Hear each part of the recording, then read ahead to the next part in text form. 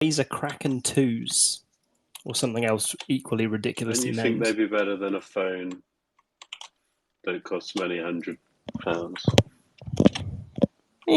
I guess not. Right. This has already started recording. I'm going to start recording on OBS.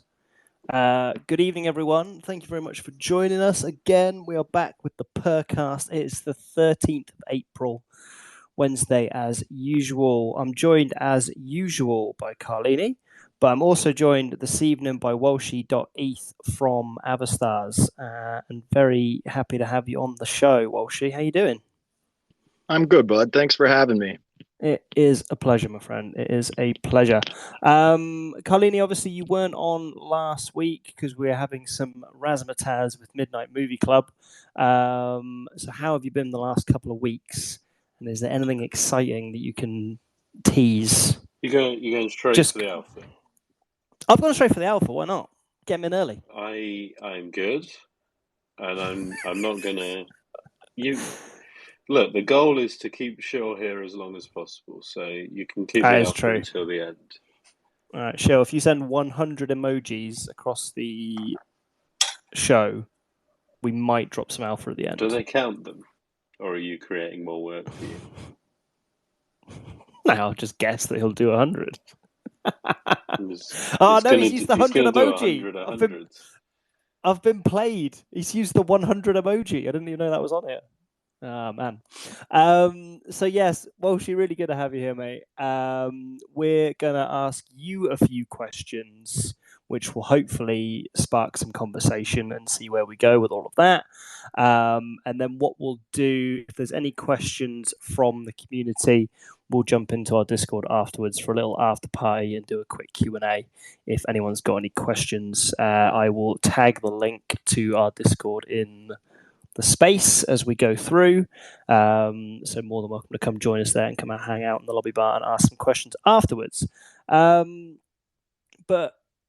first question to hopefully get us going, how did you get started in NFTs? That's a good question, sir. Hopefully. So for me personally, I'm not one of the OGs from CryptoKitties. I came in much after the whole CryptoKitties wave. That's the earliest. That's the earliest we've had. That's 6 minutes in. I knew I'd get roasted by Carlini eventually. For me, it was around the turn of the new year, between 2020 and 2021, I believe, whenever the whole Top Shot jazz was going on. Right around that time, obviously with COVID and everything setting in, there was a lot of boredom in my life. I was looking for a hobby, for something to do. And I ended up delving into the world of sports cards. It was, something to invest my time in, and it was a way to make a little bit of income on the side. So through sports cards, obviously I got into trading platforms like COMC. I delved into eBay and stuff like that. So the buying and selling of goods that I didn't always have in my possession wasn't something that was like novel to me. Right. I dealt with a lot of escrow services that would hold on to sports cards that I would purchase from another party. And, I would often buy and sell cards that would never, ever be in my hands. So whenever NBA Top Shot came onto my radar through a YouTuber named Vegas Fines, shout out Vegas Fines, you've changed my life. It just seemed like it made sense. I was already trading assets that I didn't necessarily have in my possession. So NBA Top Shot just kind of seemed like the natural progression for me as far as a buyer and seller of sports memorabilia or sports collectibles. Amazing. Now, yeah. Sorry, go on. No problem. So once I delved into NBA Top Shot, obviously I needed to start to network a little bit more with the people I was trading these NFTs with.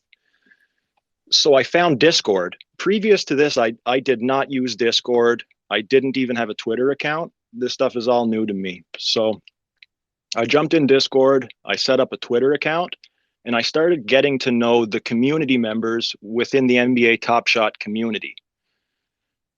From there, I met a guy named Cryptoad, So shout out to Cryptoad as well. At this time, obviously, like NBA Top Shot was doing really well. I was making money on NBA Top Shot, but I knew that the next big thing that was going to give me the best shot at being successful was going to be in the wider realm of NFTs, not necessarily stuff that was focused strictly on sports. So I asked Cryptoad, who at the time I knew was like one of the OGs, what he would recommend for me to look into as far as an NFT project that wasn't necessarily so niche into the world of sports. And his recommendation was Decentraland.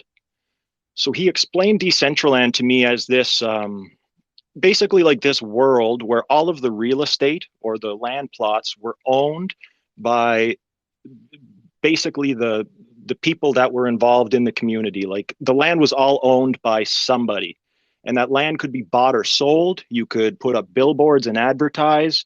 You could do whatever you wanted. And this idea to me was just super, super interesting, and I wanted to explore it further. So through Decentraland, this chain of events is crazy. Like if you would have removed one of these events, I would not be where I am today. Through exploring Decentraland, I found an event that was taking place called the Mega Cube. And what the Mega Cube was is if you could picture like a floating Rubik's Cube in Decentraland. So this big massive 3D cube, it has 6 faces, and I think it was like 50 layers. So I genuinely thought you were going to say, like, so this is a thing called the Mega Cube. Now, if you could picture a Mega Cube, but there was more to it than that. So sorry. Yeah, go on. Yeah, so this was an event, and oh man, I can't even think about who hosted the event, but it was some of the guys from Crypto Avastars, I believe, that were involved in this. So this event, like each layer of the cube, and I know this is kind of hard to understand just from my explanation, but each layer of this cube was sponsored by a different NFT project, right? So Avastars ended up being one of the projects that was sponsoring this Mega Cube event. So if you've ever played Minecraft, you know that you can mine little blocks. You hit it so many times, and then the block explodes. That's kind of the vibe of this Mega Cube. There's like hundreds and hundreds, or maybe even thousands of little blocks on each face of the wall. And when you mine them, they explode and reveal the next layer. Now you can only mine one layer at a time, but hidden behind some of these cells could potentially be a cryptocurrency or an NFT. So obviously Avastars sponsored a layer, which is how Avastars came into my life. After the Avastars layer, there was all kinds of other NFT projects, some of which I took interests in, some of which I didn't. But through the Mega Cube event, I was able to learn about the wider world of NFTs. I was able to learn more about Avastars, and I was able to learn a little bit about some more niche communities like Whale. I know that he sponsored a layer. You could win whale tokens on one of the layers of this Mega Cube. So yeah, the Mega Cube event really was my introduction to NFTs, and it's really what solidified my interest in what's being built here in Web3. From there, I just totally became an NFT junkie. I have not left my computer like in a year and a half. And I've tried to make you leave. I've tried my best to leave, Peter, and it just doesn't happen. When I go out into the real world, it's just it's not nearly as satisfying as getting to interact with all of you guys from across the world, you know, about our common interest, which is in NFTs and building Web3 out, whether it's at a community level or, you know, whether it's at a developer's level. Yeah, it's just been amazing. So that's kind of how I got involved in the NFT scene, if we're going to be brief about it. Yeah, crazy, man. Yeah, I think probably there's quite a few similar stories where it seems to be one little thing gets you thinking about it, and then you move on to the next thing, and then there's something else, and it's like, okay, yeah, cool, this is fun. I guess like Carlene, like completely different from your experience that we've heard on quite a few podcasts recently, where it was, I guess, kind of the same but years ago, if that makes sense. Absolutely, yeah. I've heard Carlene's story a few times now, and yeah, I can hear it again. can tell it again. Let's go again. You must just have it on a soundboard by now, right? Yeah, I'm just going to walk out the room. No, I'm not doing it again. Everyone will get too drunk. There we are. So yeah, you mentioned Avastars, Walshy. Carlini, what was your exposure to Avastars? Because I know, well, I don't even have to pretend to know because I can be the host who's the surrogate for the audience. Tell me about your experience of getting into Avastars. When did you discover it? Was it through a mega cube? It was not through a mega cube. I bought the 8th ever sold Avastar and the 9th ever sold Avastar. Right next to me here, I'm destroying a mic, but then also holding. I have those 2 printed by Snowthrow, the guy who then went on later to found Art Blocks. And it's got my address on this sort of tube. The tube's posters come in. And above it says Carlini 8 Avastar. It's how it was delivered to my house.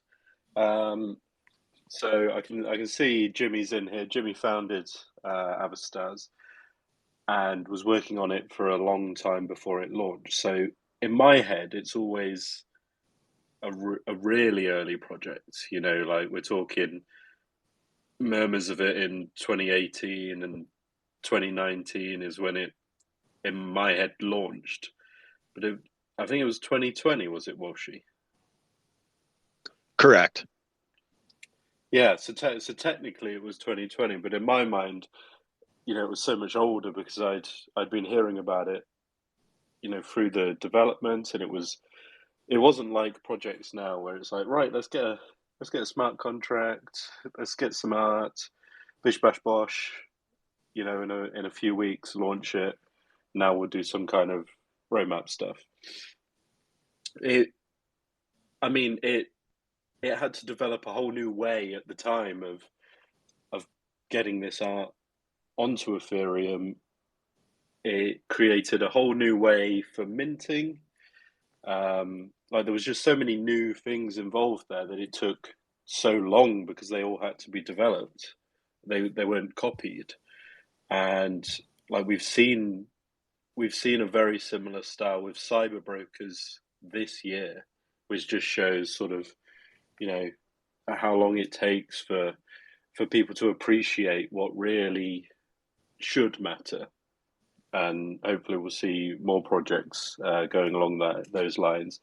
While also, I think a lot of the current 10K PFPs, ourselves included, will be able to, when I think there'll be some kind of on-chain art standard at some point that's fairly cheap to do, because cyber brokers did it during a period of low gas fees, and they still paid 90 Ethereum or something like that, which when you compare it to their mint price isn't that much, but for just any project that's already minted that isn't going to have a war chest ready to go, that's quite expensive.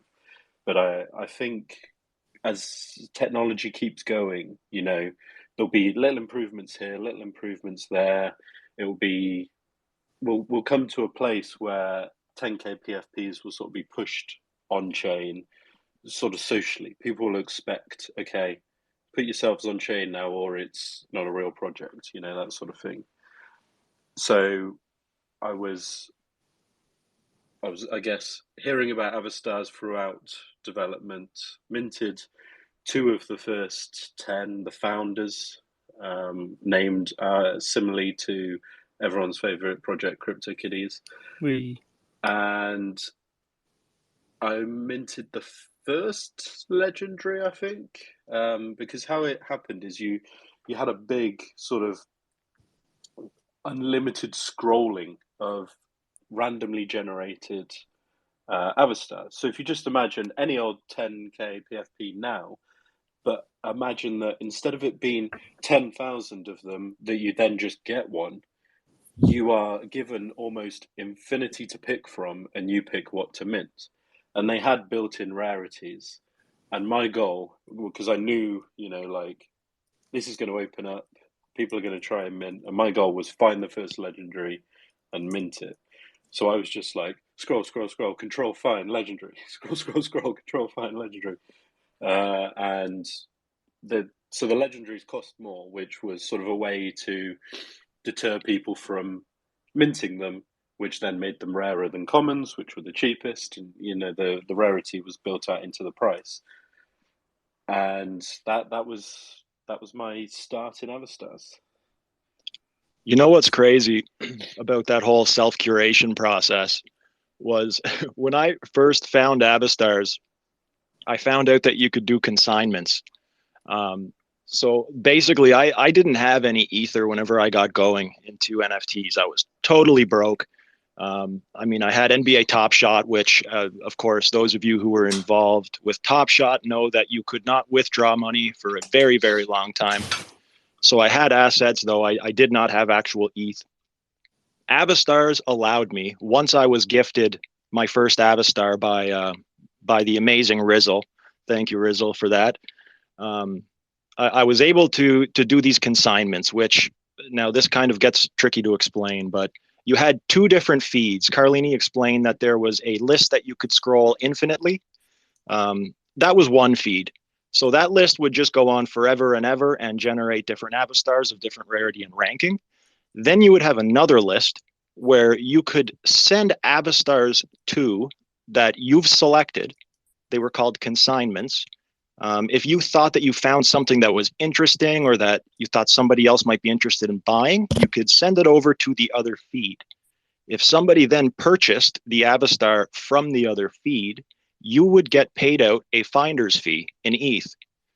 So my first night, I think I scrolled for like 6 hours and I made a list of 10 cool looking Avastars of varying rarities. And I sent them over to the consignment feed. And I made 3 consignment sales my first night that I was scrolling through Avastars.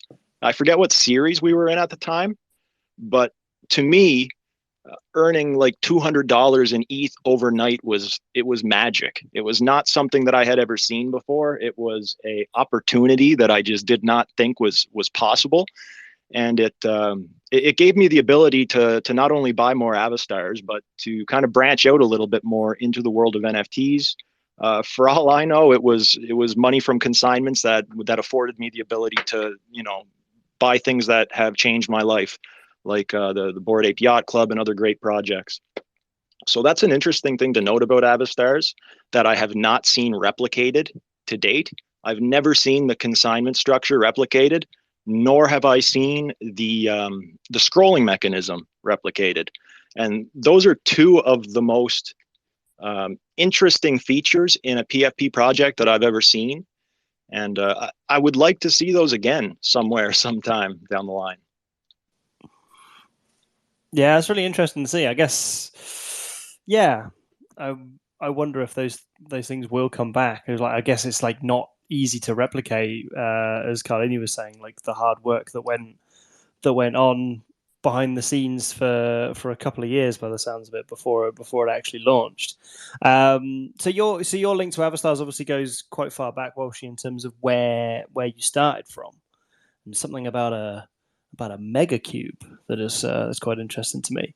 But you now work with Avastars. You are now correct. Yes. So what is your role there? How did you get into it? And is there anything Great you're question. working on that you can sneak in? So this is kind of a cool story, and it all happened very organically. My first little bit in Avastars, I was just kind of bumming around the Discord, trying to find people that were looking to hire out bounties. Like I was trying to do bounty hunts for people that wanted to purchase Avastars of said descriptions.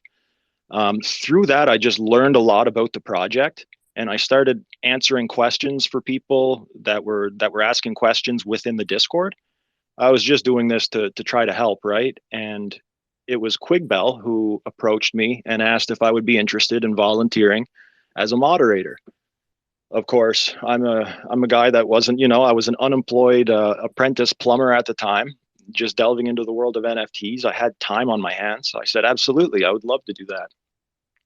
So from there, My volunteer moderation position kind of just gradually evolved into a more permanent moderator's position. I became the lead moderator after like 6 months of volunteering as a mod, I want to say. And yeah, it was about the 7-month mark that Quigbell got her promotion up to mission director, and the community manager position became open. So I stepped on up to the community manager position, and that's where I've been since February.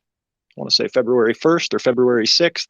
It was the first week of February. So yeah, it's been exciting, and I've been learning a lot, and it's an opportunity that I never ever thought in my wildest dreams would become available to me just by pursuing, my hobby. Yeah, like from sportscast to that is quite a journey. It's really cool. Yeah, I think there's, like I said, there's probably tons of stories similar to that. Obviously, not to getting to the point where you are now, which is awesome. But yeah, I think that's really cool. So you can't, yeah, like what is? Okay, so let's pivot to from where you started, Walshy, from where you kind of got into this to what you've seen over the past 2 years, I guess. Year and a half, roughly. Is it 2022? Yeah. No, because if you got in on Top Shot, then we're over 2 years, right?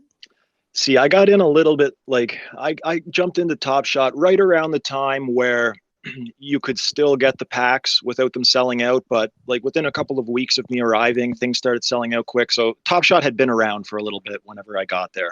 Yeah. But it was like before it all went a bit loco. It was before it went loco. I had like a month of collecting in before all that went down. That was a fun time. Which was nice. Yeah, yeah, it was really cool. So yeah, so with what you've seen so far, where do you see things going, and does that differ from where you want to see them going, if that makes sense? Now this is not so much of an optimism. By way of like PFP projects specifically, I think that there was much more innovation when I first got here. I think that, some projects are definitely innovating, but like what I seen Avastars do a year and a half ago, whenever I got here, it still blows me away in comparison to what I'm seeing a lot of these 10K PFP projects do even right now, like this week. You know what I mean? Obviously, on-chain has been an interest of mine since Avastars was my first love. When collectibles can be put on chain, I like to see it. I know that on-chain isn't for every project, but whenever it is possible, I do like to see that. And unfortunately, I don't see as much of that as I'd like right now. The innovation is just, it doesn't seem to be there straight across the board. There are projects that impress me. But,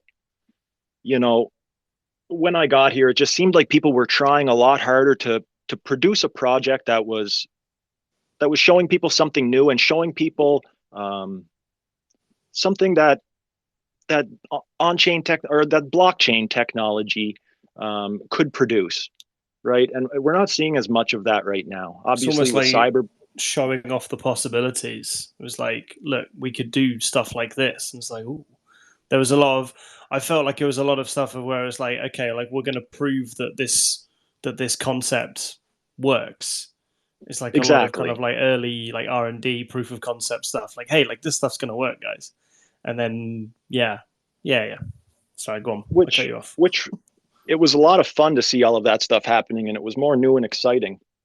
And whenever you see like every single animal that you could ever possibly imagine coming out as a PFP project with 10,000 items in the collection, it gets old quickly. And I would really like to see things go back to the innovative mindset that people were in whenever the space was really exploding. I understand that there's a lot of money here right now, and people are trying to milk the cow while it's in the yard, so to speak. But yeah, I prefer innovation over a flashy 10K PFP any day. Yeah, who would do something like that, huh? Oh wait. And I like to think that we're whilst being a 10K PFP project, like to think that we are trying to push that innovation side of things. We've had quite a lot of interest in the last week or so with our ENS subdomains that we launched at the back end of last year. Was it like a Christmas present we did, Carlini? Was it Christmas time? Yeah, it was Christmas time. The stinger was Jingle Belly. It was Jingle Belly. I don't know how else to describe it. It was like Jingle Belly, but also trap beats, which was really cool. So yeah, I like to kind of think we're pushing bits and pieces of that. You guys were one of the first projects that had that I can think of, anyways, that had a vault that you would basically own a fractional share of, along with your PFP token, though. So don't be too hard on yourself, Peter. Like, I do think that Penelope's has all kinds of innovations on the go, and I'm a very early Penelope supporter for that reason. Very early, yeah, indeed. Did you mint, Walshy? Mint, right? Actually, I owned Purr number 4. Nice. What do you mean owned past tense? Oh, yeah. Come on the wrong podcast. Yo, I have to pay taxes, dude. Taxes are coming up, and the tax man has his hand out. I've definitely had to sell some items, but I will never sell all of my Purrs, just the same as I will never sell all of my Avastars. But taking profits is definitely something that I make a point of doing, just because I've learned this year that you can end up owing more in taxes than you actually have liquid if you're not careful. So not financial advice, but be careful with your decisions out there, boys and girls. It sounded almost, for a little bit there, it sounded like you bribed the tax man with a Purr. You were like, look, why don't I give you this cat and we'll just call it even? I was thinking about tipping him with an NFT of some sort. Now you have to pay tax on this. So maybe he'll get a kitten or something once he's done my tax report. We'll see. There you go. That'd be nice. Yeah, we can make it currency. That'd be cool.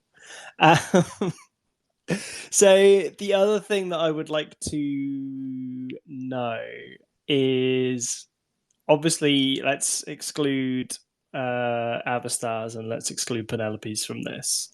So talk to me about, you can shill it to me if you want, but talk to me about a project that you like that might have a low entry point right now. Not that you necessarily think like, oh guys, this is going to go to the moon, like get in now, but just a project that you like that's hopefully got a low entry point as well. And you're not allowed to say ape token, which is technically 1 cent entry, I guess. ERC 20s do not count for this question. How about that? I'm chatting 721s, baby. 721s, and we'll forget. 1155s we might accept depending on how they roll. Well, I know that you guys are all familiar with the creator of this particular project, and it is not a project that I would jump into expecting to make a flip, but it's a project that I have found to be quite interesting and at least innovative and entertaining. The secret project that Nate Alex put together, they're doing something with chain faces for the 1.1, I believe. And Carlini's probably going to does not allow the shilling of anything. Nate All right, that'll be the end of today's Spaces. I knew I was going to get roasted for that one, but I had to. No, I think that what Nate Alex is doing is like he's doing some pretty innovative stuff, and I had a lot of fun with the chain face arena. It wasn't something that I bought with the intentions of trying to make a profit on. I just spent some ETH that I had sitting around with the intentions of having some fun, and that is exactly what happened. I lost I lost all but one of my chain faces, and my last chain face is battered and bruised, but he's living safely in my wallet. And I think I get to maybe resurrect my fallen comrades here for the next NFT project that Nate Alex has on the go. So I'm looking forward to that, and I'm hoping to see some more innovation out of that guy. Mine are all dead. But what you said there is interesting, because what you said is effectively I paid for fun, which everywhere else in the world, apart from the NFT space, is how it works. I guess the difference is the fees paid. If you go to watch a film, you pay a tenner, and you don't get anything back. You're not investing, none of that. Oh, sorry, kid making noises. Which we don't have in the NFT space. Like if a reasonable amount of fun is had from a reasonable fee in NFTs, I'm sure it will get flooded down because like you're not making a profit, and that's all really the space is about right now. So I'm hoping we get to the sort of situation. The issue, obviously, with chain faces and making them cheaper would be all the sweeping that Nate had to do. He spent 100 ETH, maybe more, effectively sweeping the dead bodies out of the arena. I think that's what he called it. He was moving them, out of harm's way, I guess, and that cost a lot of ETH. So as technology moves on, maybe this sort of thing can become more common at a cheaper price point that makes it more viable for a bit of fun or a gamble rather than an investment. I think that's my hesitancy. Concern's probably too strong a word, but like my hesitancy with like play to earn as a model in general is like, I don't like, if you're earning money, that to me sounds like a job. So then I'm playing a game like to make money, which is then essentially it's a job. So then it's not a game to me anymore. So if it was more something of like, yeah, like, okay, you can access this game if you buy the NFT, then you get to play it for as long as you want to play it. And then if somebody else wants to play it, then on you go. So having it as access, or having the game just, yeah, like you said, be fun, and you buy it and you buy the thing and you have the fun, and then that's over. It's like, I think that's to me feels way more sustainable than projects where it's like, oh, hey, like you can play this game and it's great, but you'll also earn money. It's just going to lead to grinding, right? Absolutely. I mean, whenever there's money involved, you also have to worry, of course, about all of the the people that have the mind to want to try to exploit your platform, which of course we've seen in other projects. I don't really want to get into naming any of them, but we've seen some pretty big PDE platforms take a massive hit fairly recently because of this type of behavior, right? So I don't know how that's going to be mitigated in the future. It'll be interesting to see how or if that ever does get addressed. Yeah, but play to earn's been something I've been interested in ever since I got here with the scroll to earn mechanic through Avastars. And I've been waiting. I've been waiting for something to pop up. And I don't think we're quite there yet. I think that we were so far ahead of the curve that there might be another year or two to wait before we see something else follow in the footsteps, but I'll be here for it. You think scrolling was in Avastars first? I don't know of any other project that did consignments or like scroll to earn. Okay. If you can think of one, Carlini, let me know so I can check it out. Clover's was scrolling, I think. Could you earn? Kai was there, and I see Kai. No, you couldn't earn. Kai, can you like do some kind of reaction if Clover's was the one that inspired Avastar? I'm sure Clover's came first. Blink twice if you're in danger. Oh wait, there's a knock at my door. Oh, it's Jimmy. Oh, he's got a huge sword. Oh no. No. I wish I was better at recording stuff. Yeah, well, okay, cool. Was there anything else that is less incendiary, or is that's your play is NFT chain faces, or just anything secret projecty? I mean, that's a project that I'm definitely interested in seeing how things play out. I had a lot of fun with the first round, and I want to see where the second round brings us for sure. A lot of the other projects that I am into a hold on are probably not low entry points anymore. Most of the stuff that I do tend to hold on to now are like, I hold on to my top 10s, and anything that's not a top 10, it's for sale. Yeah. For the most part, I do have a couple favorites, obviously, that aren't, in that top 10 blue chip category, that I do hold very dearly and I will not let go of. Is that like sentimental value almost? Exactly. Like Yeah. I've got a couple little favorite projects that aren't necessarily things that I plan on turning a profit on, but I just like to keep close by because of what they mean to me and what they mean to, my story and how things have played out for me Dude, along my journey, right? I feel that a lot. I mean, I've been in NFTs since, I guess if we're counting Top Shot, then summer 2020. So like was kind of in Top Shot early, but was also the most broke I've ever been in my life because I I worked in travel and then the whole planet shut down. So it's like cool. So no one's traveling. I also worked in music, like touring travel.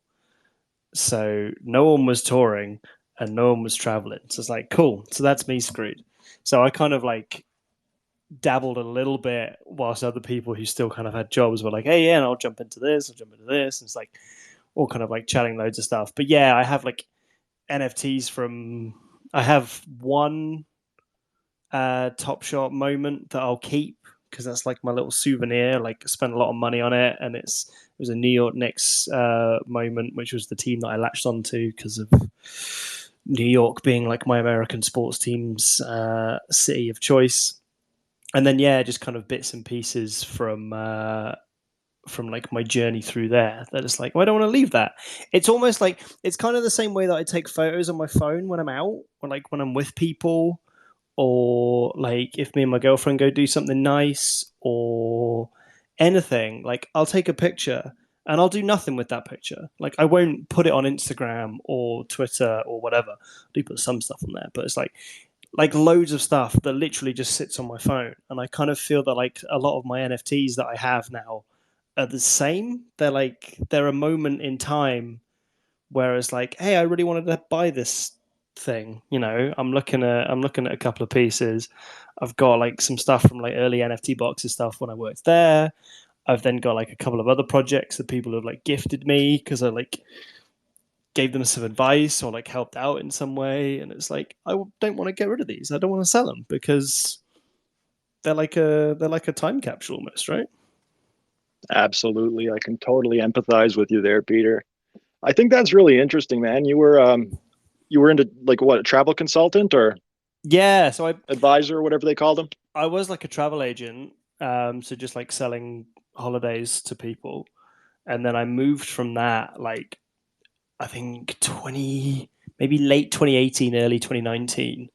I moved to this company that booked all the travel and hotels for like DJs and stuff. So these like people who like travel the world, and then they would book all of their travel, and then all their parties travel, and then like other side of the company would do like the production for the stage shows and stuff. So it's a really cool place to work. It was also hella stressful because you book all this travel, and then they're like, "Yep, don't want to do that anymore. We're at this after party. It's sick. We're gonna stay here, so you need to like redo everything else." It's like, so kind of glad to get out of that, but like, yeah, I think. Do you often find yourself reminiscing about your old job whenever you're doing what you do now and being so grateful that you no longer have to do it and get to do what you're doing right now? I think reminiscing is probably the wrong word because that sounds like fond. I think like maybe so. I wake up and I'm like, cool, we'll check a little bit of Discord, we'll see what's going on, we'll deal with some DMs. What's on the Twitter docket today? What have we got queued up? What's going on? I'll chat with the team. What are we working on? What can I start teasing? What alpha can I find out about so I can start like queuing it up of when we're going to launch things?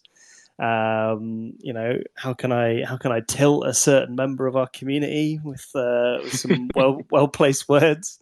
And it's wild, man. Like there's one particular event that I lived through at my last job where I was an apprentice plumber dude, and I was the apprentice, so I got to do all the dirty work, right? there was this lady that was away on vacation. Maybe you booked her travels, who knows? And she was gone for a couple days, and she didn't realize that her basement was flooding. So whenever we got called in to address the issue, we realized that it wasn't just flood water. There was also a septic leak in one of her pipes beneath her cement foundation. So when we're the sewage water was up to my knees pretty well. And we had to jackhammer the floor to expose the pipe that was blocked. And we had to cut out the section that was clogged. So of course, I'm wading through the sewage. I have to use a jackhammer to get into under the cement foundation and expose the pipe that was causing the problem.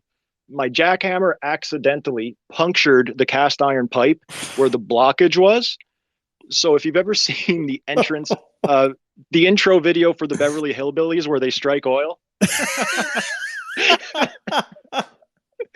it was like Old Faithful, man. It was just the worst experience of my life. And now whenever I'm having a super stressful day, I just think back to that event and reflect on how grateful I am to be in the position that I'm in, to get to like talk on spaces with you guys and, you know, hang out with the people I get to hang out with and have social interactions instead of swimming in shit water. Yeah, man. It's crazy, isn't it? It's like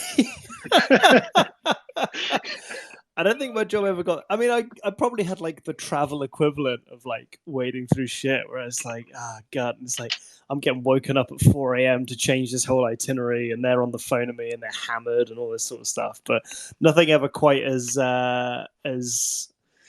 Shawshank Redemption-y as that, man. Jeez. Oh man, that's awesome. So our final question before we wrap up, Walshy, I asked this question to all our guests, and it got quite heated last week. I don't know if you listened along last week. We had the boys from Midnight Movie Club on, so Bill and Matthew, who were kind of, I think, a lot of playful banter, but also I think Matthew took the question very seriously. The question is, if you could only eat one food for the rest of your life. So food's quite a generic term, but like one food for the rest of your life, what would it be? Now, last week got very heated because I think one of the answers was pizza, but obviously you can have loads of different stuff on pizza. I think nachos, similar thing. I always used to say sandwiches was my one, because it's like, you can put anything in a sandwich. Just our snacks, he'll tell you. So by all means, if that's your food, go for it. Just have the conviction. But what food would you eat the rest of your life? Go. Oh man, this is a tough one. I know I prepped you as well. You did, and I kind of thought of an answer, but now I've realized that my choice is actually more than one food. So how's that going to go over? Is that going to count? Well, I'm fine with it. I was super chilled about it. They got quite heated, and I think one of them then decided that ranch dressing was the best food. So that is disgusting. Take that as you will. So let's hear it. Let's hear it. I think that my best answer for this would have to be surf and turf. I'm a big fan of lobster. I live on the Atlantic coast in Canada. Nice. If anybody could tell by my accent, which I don't realize I have, by the way. It's been noted. I think I speak perfectly normal, but apparently not. Well, I love lobster, obviously. Yeah. Obviously, I love steak, but steak's got to be done medium rare to rare. Anything more than that, and we can't be friends. Correct. If you eat a well done steak, get out of my road. I don't want to see you. Surf and turf. That's good. That's a good answer. I like that a lot. What sides we going? Because you got the steak, you got the lobster. You got what? You got some garlic butter with that lobster? Garlic butter or just regular butter will do. I prefer the garlic butter if they got it in stock, though. Well, it's the food you're eating for the rest of your life, so they got it. Yeah. Okay. Let's go with the garlic butter then. I'll take the garlic butter. And instead of a salad, I'm just going to get real crazy and Canadian here, and I can't have poutine as a side, can I? Yeah, why not? I'm Give me a down with poutine on the side. Surf and turf, poutine on the side, a kombucha. We're good to go. that. I'm into it. I got to hear yours. I think I decided last week that it's ramen. Ramen, So, like the noodles in the package? Yeah. Well, like, no. So, like, there's a place in London I used to go to all the time with a good friend of mine who I saw last weekend, which was great fun. Which is cool. You'll love this. It's called Bone Daddies. Meow. Meow. But it's like thick broth, like, you know, like it's been boiling away for hours. It's really good noodles. You get like some slices of pork belly in there, some little seaweed bits on the side, like all of that sort of stuff. Like, yeah. So it's ramen because I freaking love noodles, and that's like the best stuff I've had. So if I was gonna have to commit, surf and turf's got me double guessing though. It's got me guessing myself because surf and turf's a real good show. I think pho would have been my second choice. And if I got an entree with my surf and turf, I'd go with the pho. I like that. What about Carlini? What's that guy chowing down on? He said before, I think he's still on duty. I think he said before that it is a Sunday roast. So your classic British Sunday roast. Yorkshire pudding, all the fixins. All of that jazz, exactly. Gravy, I assume. Probably some roast potatoes. Really need to stop ending my interviews with this question because it's like 10 o'clock at night here and I'm like, getting pretty hungry. I'm actually just eating. What we'll do, Walshy, we will wrap it up there. If you want to come hang out in the lobby bar and the Discord afterwards and maybe answer some questions if anyone wants to, then we can do that. I know there's been a few trickling in as we've gone through, so that's the way we're going to play this. But really appreciate you coming on, man. Can I plug one more thing, bud? Yeah, please do. One more thing, bud. Just wanted to plug this in really quickly before we part ways. Avastars' birthday is coming up, 4/20. We would love to have some of our friends from this Twitter Spaces and from the Penelope's community to come join us. There will be an announcement sometime in the future before the 20th. We will lay out the times and the events and all that good stuff. We'd love to have you. Fantastic. And thank you guys very much for inviting me to be on the Purr Cast today. No. It's been a lot of fun. Appreciate you coming on, Walsh. You really do, man. Really do. Yeah, that's amazing. I didn't realize the birthday was 4/20. That's dope. That works out really nice. Everything happens for a reason. Exactly, man. Nice one. Thank you so much for coming on, my friend. Thank you, everybody, for listening. We will be in the lobby bar hanging out for a few minutes shortly after this. I've tweeted from my own personal account how to join our Discord. That is right up there. But yeah, if this is the first time that you've heard about Avastars, then by all means, please go check them out. I'm pretty sure you can get involved. You can find some really nice ones on OpenSea or wherever else you get your NFTs at a pretty reasonable cost. So yeah, go check them out. And yeah, we'll see you again. We'll see you all again next week. So yeah, Walshy, say goodbye to the lovely people.